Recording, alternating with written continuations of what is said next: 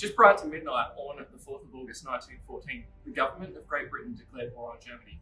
At 9 a.m. Australian time, the army gun emplacement here at Fort Nepean, Victoria, witnessed the German steamer Pfalz attempting to depart Port Phillip Heads. They hoisted the signal ordering the steamer to heave to, but it refused. They fired a shot across the bow. This was the first Allied shot of the First World War.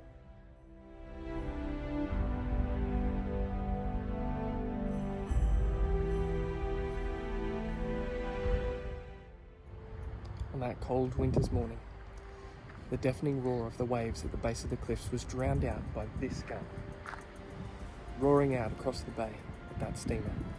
But just a couple of decades later, the roar of the gun behind it rang out across the bay at a steamer attempting to enter Port Phillip Heads, but failing to identify itself. This was the first Allied shot of the Second World War. Both occasions, the order to open fire was given by the same Australian naval officer. Barely a century earlier, this global war would have been unimaginable.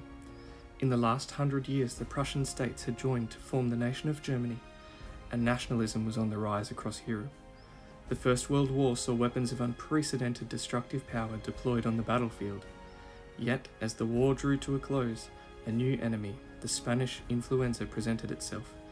Battling this deadly foe would prove difficult, with wartime censorship preventing the public from being accurately informed. All this begs the question, why does this matter? Why have I brought you here? Look at the world today. There's been a surge of nationalistic governments across the globe. Information is being weaponized in ways that are increasingly destructive to society, and the whole world is struggling to fight against a global pandemic, which itself is being made harder by the fact that we can't get accurate information. This is why history matters.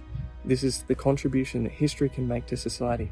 By looking at the past, we can evaluate, are we making the same mistakes that we've made previously? Can we change the future? That's why history matters.